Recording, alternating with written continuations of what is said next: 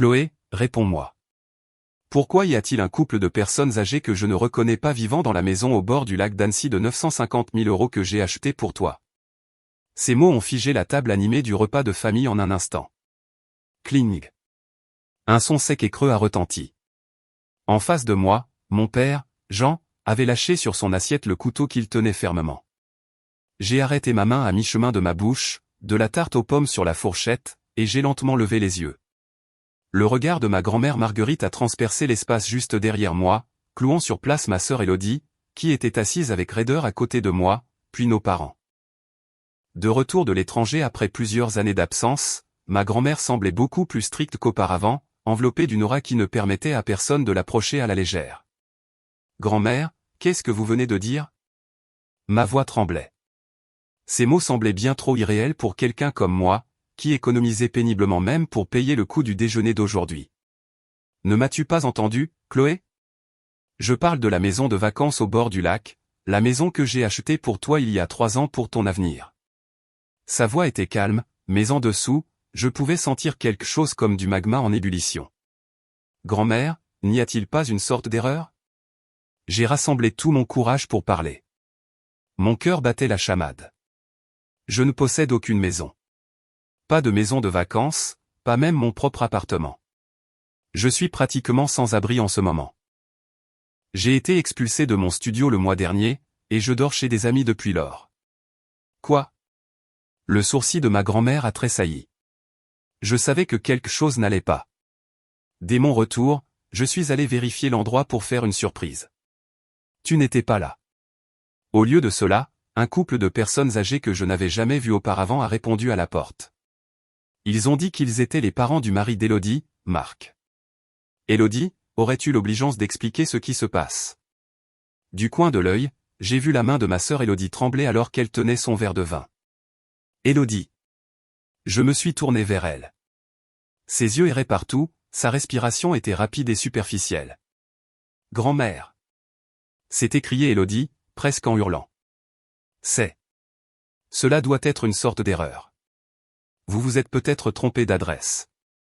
Il y a beaucoup de maisons similaires dans le quartier, et vous venez de rentrer. Vous devez être épuisé.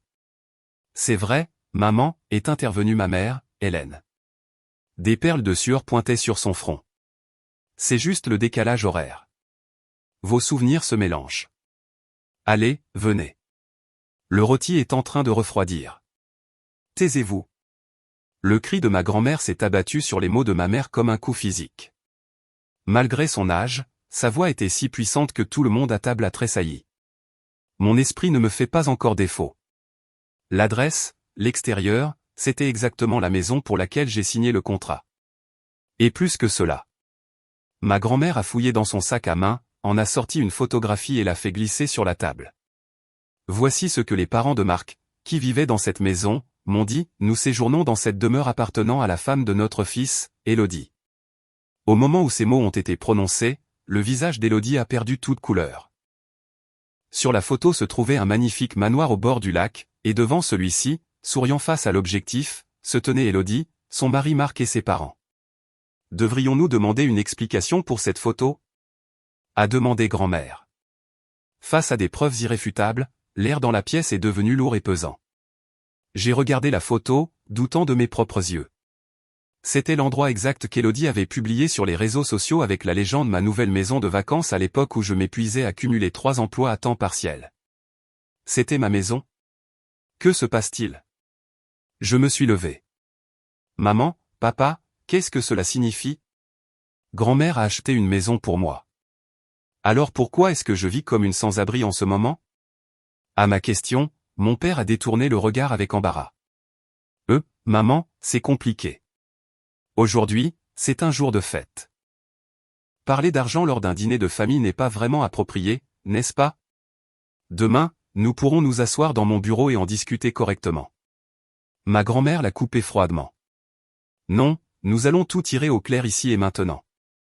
Chloé, tu ne sais vraiment rien, n'est-ce pas ? Au sujet de la maison de vacances de 950 000 € que j'ai envoyée pour toi il y a 3 ans et de la façon dont elle a été utilisée. 950 000 €?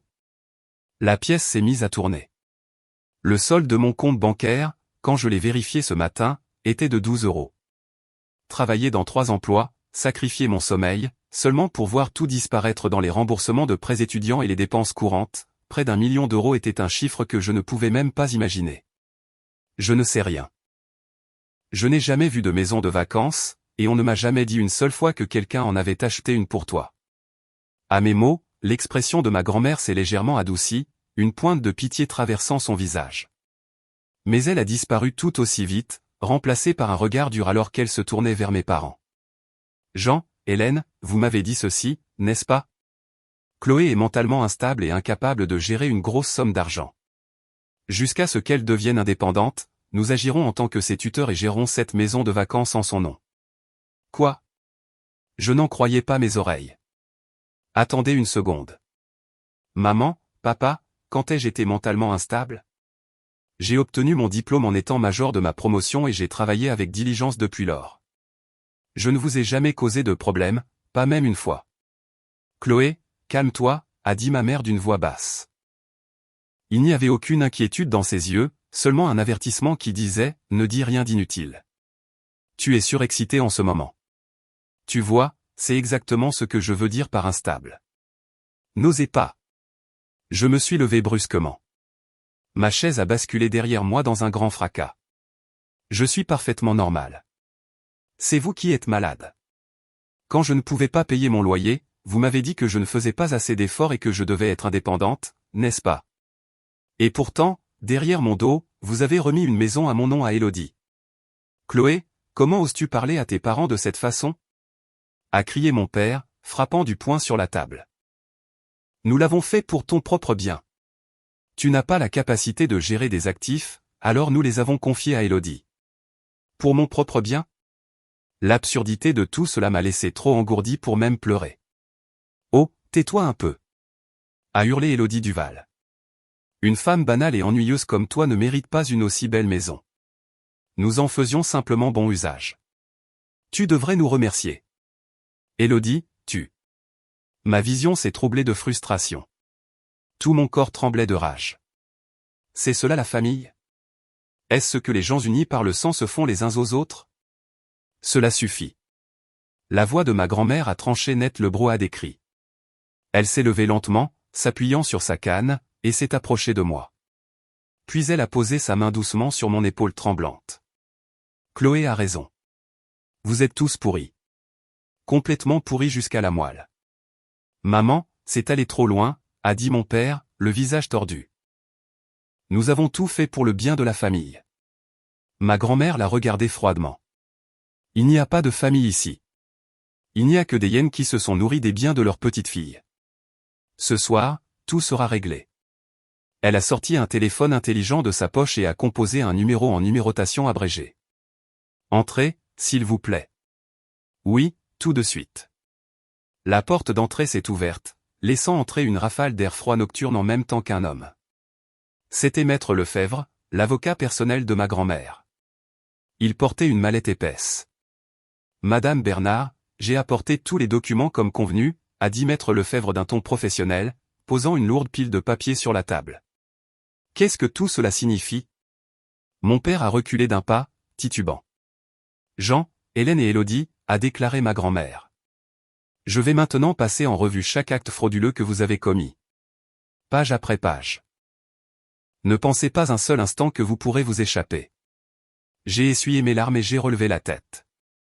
La chaleur de la main de ma grand-mère me donnait de la force. C'était vrai. Ce n'était pas le moment de pleurer, j'avais le devoir de leur faire face pour qu'ils subissent les conséquences qu'ils méritaient. Dans la pièce plongée dans un silence de mort, mon petit rire a résonné. Je me suis levé lentement, abandonnant le masque de la victime effrayée que je portais jusqu'à présent. Prétendant essuyer mes larmes avec ma serviette, j'ai regardé ma famille avec des yeux froids et impitoyables. C'est assez joué, grand-mère. Oui, en effet, Chloé.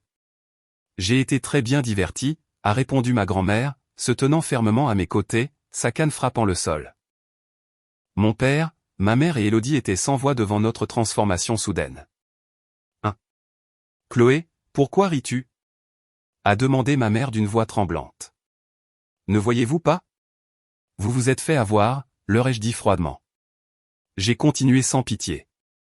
Il y a une semaine, grand-mère m'a contacté. Pas par vous, mais par l'intermédiaire de ma tante. Elle m'a dit, il semble que la famille intercepte mes lettres et t'isole délibérément. À partir de ce moment-là, nous avons tout su. Et c'est pourquoi nous avons préparé la scène pour ce soir, ce prétendu dîner de famille. Nous attendions le moment où vous baisseriez votre garde pour confesser vos crimes de votre propre bouche. Quoi? Nous avons été piégés? Mon père est devenu blême et a tenté de se lever. Asseyez-vous. Un seul mot de ma grand-mère l'a cloué à sa chaise. Ce n'est pas encore fini. En fait, cela ne fait que commencer. Maître Lefebvre, s'il vous plaît. Devrions-nous commencer par le faux accord de donation? A demandé Maître Lefebvre. L'analyse graphologique est terminée. Maître Lefebvre a fait glisser un document au centre de la table. Il s'agit d'un registre immobilier. Cette propriété, la villa de la Rive, a été achetée à l'origine par Madame Bernard au nom de Chloé Bernard. Cependant, le propriétaire enregistré actuel est Élodie Duval, votre sœur cadette. La date du transfert est le 15 octobre, il y a 3 ans. Le prix de vente était de 1 euro, une donation. 1 euro. C'était le prix de ma vie. J'ai fixé la date. Octobre, il y a 3 ans. Le moment exact où j'avais obtenu mon diplôme universitaire et commencé à sombrer sous les remboursements de prêts étudiants et les dépenses de la vie courante. Le moment où ma vie a commencé à dérailler. J'ai toujours pensé que quelque chose n'allait pas, ai-je dit calmement. J'ai obtenu mon diplôme en étant major de ma promotion. J'avais des recommandations de professeurs et j'avais atteint les entretiens finaux dans plusieurs grandes entreprises.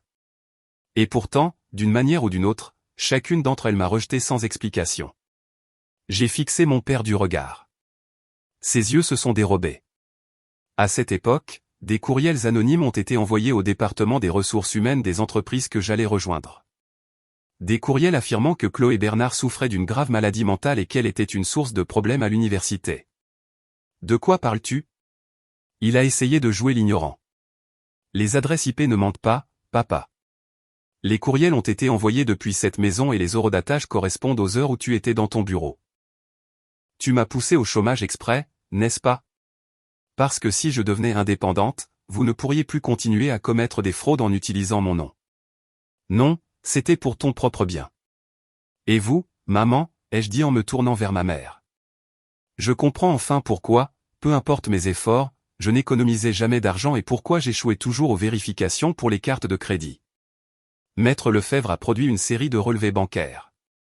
Voici le compte que Chloé utilisait pour rembourser ses prêts étudiants. Elle y déposait de l'argent chaque mois grâce à ses emplois à temps partiel.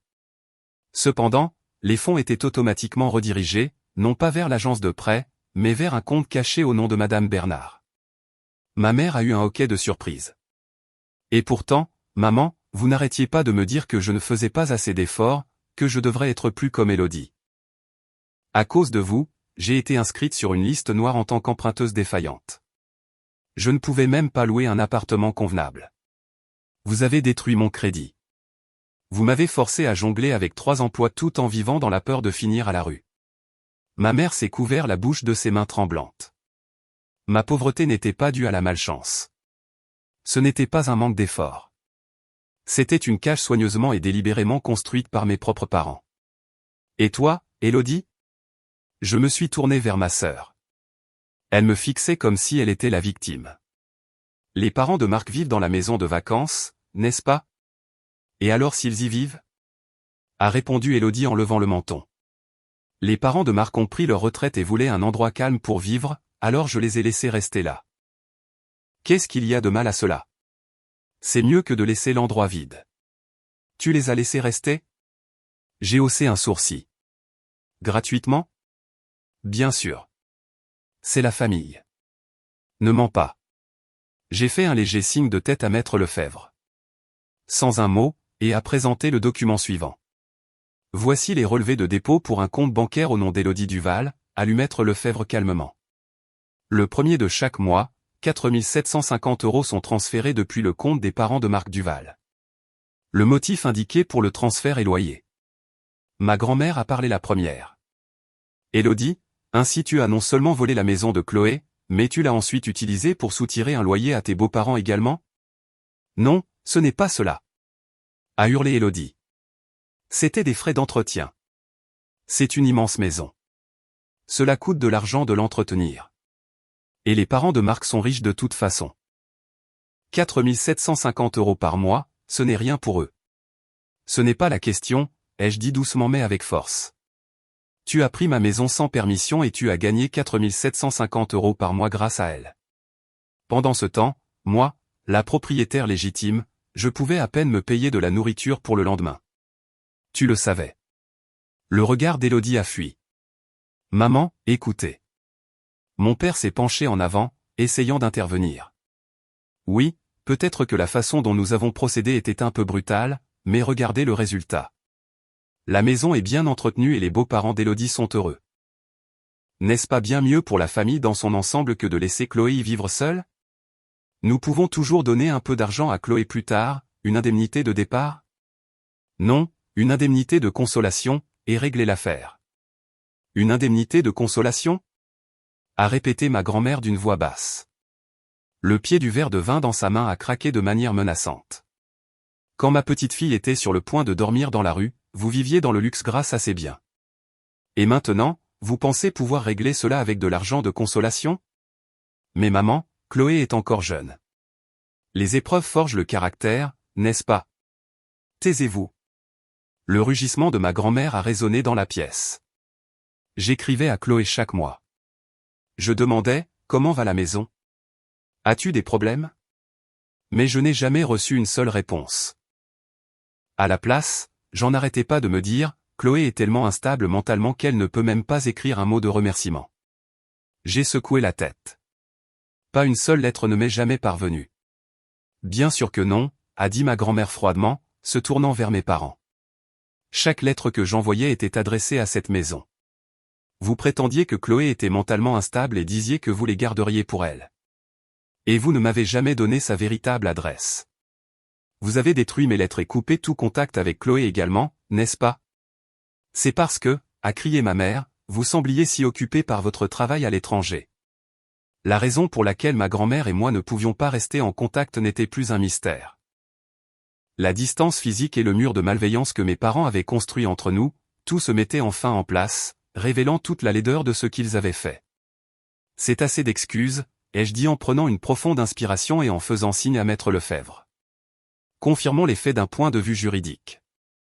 Maître Lefebvre a affiché sur sa tablette le prétendu accord de transfert qu'Élodie utilisait comme base pour sa revendication de propriété. Mademoiselle Duval, vous avez affirmé plus tôt que ce document représente un transfert légitime de la part de Chloé il y a 3 ans. Est-ce exact? Oui. Regardez simplement la date. A hurlé Élodie, trempée de sueur. En effet, c'est ce qui est écrit. Nous aborderons l'écriture manuscrite sous peu, mais d'abord, nous avons effectué une analyse numérique forensique du papier lui-même. Il a appuyé sur un bouton, et une image agrandie du document est apparue. Sous les fibres du papier, un motif de minuscules points imperceptibles à l'œil nu a émergé. Il s'agit d'un code d'identification machine. De nombreuses imprimantes laser couleur intègrent des points jaunes microscopiques qui enregistrent le numéro de série de l'imprimante ainsi que la date et l'heure de l'impression. Quoi? La bouche d'Élodie est restée bée. Après avoir analysé ces points, nous avons déterminé que ce document a été imprimé il y a exactement 6 mois. C'est étrange, ai-je dit avec un sourire froid. Pourquoi un contrat censé avoir été signé il y a 3 ans serait-il rédigé sur du papier imprimé il y a seulement 6 mois? Puis j'ai parlé lentement et clairement. En d'autres termes, ce document a été fabriqué il y a 6 mois. J'ai regardé mon père, puis ma mère, et enfin Élodie. Et je peux deviner exactement pourquoi vous avez soudainement eu besoin de le forger il y a 6 mois. Le visage de mon père est devenu livide. Il y a 6 mois, grand-mère vous a contacté et a dit, mon travail se stabilise enfin. Je pourrais rentrer bientôt, n'est-ce pas? Ai-je continué? Vous avez paniqué. Jusque-là, vous occupiez illégalement la maison de Chloé et la traitiez comme celle d'Élodie en vous basant sur de simples promesses verbales. Mais une fois que grand-mère reviendrait et vérifierait les registres de propriété, vos mensonges seraient exposés.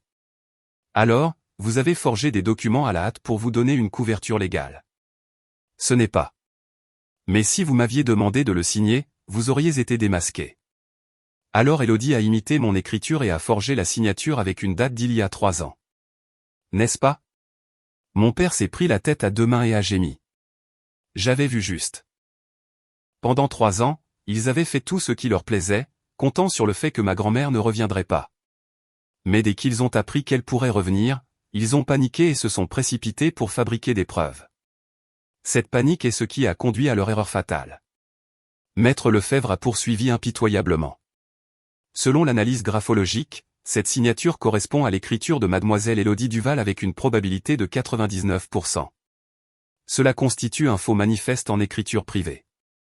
De plus, mademoiselle Duval a faussement prétendu être la tutrice légale de Chloé et a retiré 950 000 € du compte de Chloé sous prétexte de frais d'entretien pour la maison de vacances. Cela constitue une fraude et un détournement de fonds. Fraude. Détournement de fonds. Élodie a commencé à trembler de façon incontrôlable. La prison. Cela ne peut pas être réel. Papa, dis quelque chose. C'est toi qui as dit, tant que nous le postdatons, tout ira bien. Espèce d'idiote. Tais-toi. A hurlé mon père. Mais il était bien trop tard. La police a déjà été prévenue, a dit maître Lefebvre calmement. Mademoiselle Duval, des poursuites pénales seront engagées contre vous immédiatement. Non, non, non, non. Élodie s'est pris la tête et a éclaté en sanglots. Papa m'a dit de le faire. Il a dit que Chloé est stupide, qu'elle ne remarquera jamais. Il m'a dit d'imiter simplement sa signature. Je n'ai fait que ce qu'on m'a dit de faire. Quoi? Élodie, tu vends ton propre père? A rugi mon père. Mais c'est la vérité. Maman l'a dit aussi. Elle a ri et a dit que Chloé ne pourrait jamais rembourser ses prêts étudiants de toute façon, alors autant faire bon usage de l'argent nous-mêmes. Élodie, ne dis plus un mot. A hurlé ma mère, se jetant sur elle. C'était d'une laideur affligeante.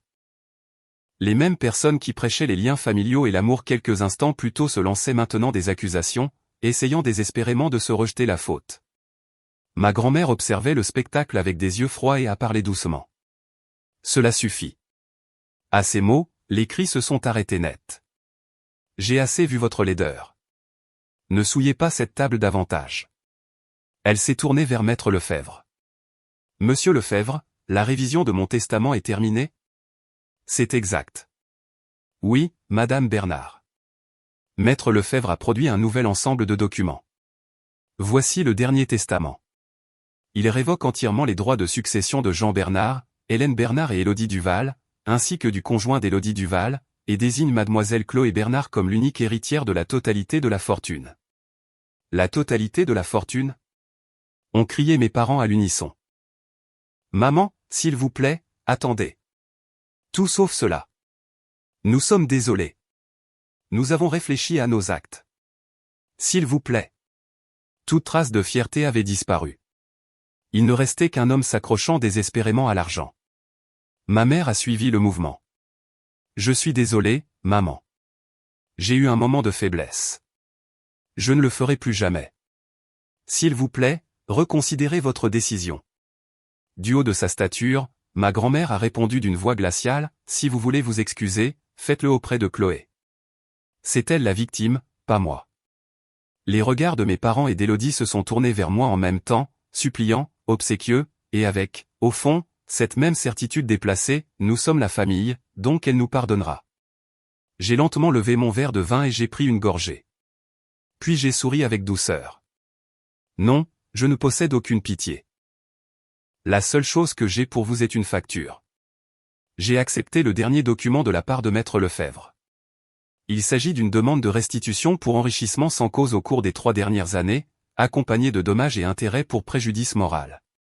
Le montant total dû est de 1 900 000 €.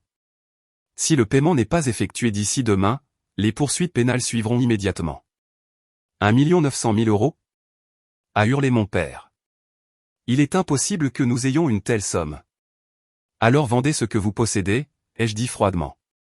Votre maison, vos voitures, vos bijoux et cette maison où vivent les parents de Marc. Vous l'évacuerez immédiatement. Non. Élodie s'est effondrée au sol. Expulser le père et la mère de Marc. Si je fais cela, il va divorcer. Cela n'est pas mon problème. C'est ton problème, Élodie, l'ai-je coupé froidement. Quand j'ai perdu mon emploi et que mon crédit a été détruit, l'un d'entre vous s'est-il soucié de moi? Non. Vous vous êtes tous moqués de moi. Maintenant, c'est à votre tour de goûter à cette même misère. À ce moment-là, on a frappé lourdement à la porte de la salle à manger, et 2 officiers portant des insignes de gendarmerie sont entrés. Élodie Duval, veuillez nous suivre à la gendarmerie. Non, aidez-moi. Je n'ai rien fait de mal. Hurlait Élodie alors qu'elle était emmenée de force. Ensuite, mes parents, encore sous le choc, ont également été menottés. Chloé, je suis désolée, Chloé. Sanglotait ma mère, me regardant à travers ses larmes. J'avais tort. S'il te plaît, abandonne les charges. Adieu, maman, ai-je dit sans détourner le regard. Compte les rides sur ton visage en prison. Tu auras tout le temps pour cela. Alors que les sirènes de gendarmerie s'éloignaient dans le lointain, seule ma grand-mère, Maître Lefebvre et moi-même sommes restés dans la vaste salle à manger. J'ai poussé un long soupir. Ce n'était pas de l'épuisement, c'était du soulagement, comme si une malédiction venait enfin d'être levée. C'est fini, grand-mère. Oui, c'est fini, elle a dit doucement, me prenant dans ses bras. Non, en fait, ce n'est pas tout à fait exact. C'est ici que tout commence. Ta véritable vie. Une année s'est écoulée depuis cette nuit-là. Je me tiens maintenant sur la terrasse en bois de la villa de la Rive. Cet endroit est véritablement mien. Élodie, son mari et ses parents ont été expulsés de force dans les 72 heures suivant cette soirée. Ses beaux-parents ont affirmé qu'on leur avait dit que la maison appartenait à leur belle-fille et qu'ils étaient eux aussi des victimes. Cependant, parce qu'ils y avaient vécu en sachant que le loyer était anormalement bas et que le contrat était douteux, ils ont été interrogés en tant que complices potentiels. Élodie a été condamnée à 3 ans de prison et est actuellement incarcérée.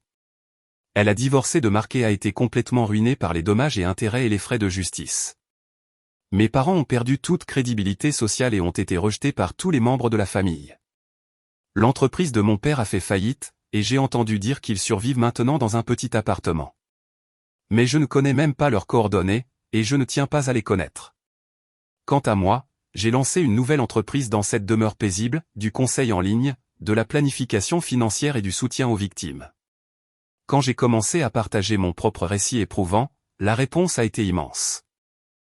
Avant que je ne m'en rende compte, mon emploi du temps était complet des mois à l'avance, et mes revenus ont été multipliés par des dizaines par rapport à l'époque où je cumulais 3 emplois. Je ne dépends plus de personne. J'ai atteint une indépendance financière totale. Les fins de semaine, ma grand-mère vient séjourner ici, et nous nous asseyons près de la cheminée, discutant et riant comme pour récupérer les 3 années qui nous ont été volées. Un jour, regardant calmement le lac, elle m'a dit, « Tu n'as pas seulement récupéré l'avenir qui t'avait été enlevé. Par ton intégrité et ton courage, tu en as construit un encore plus radieux. C'est ici ma maison, l'endroit que je protège, l'endroit que j'aime. Je suis heureuse, grand-mère, ai-je dit du plus profond de mon cœur.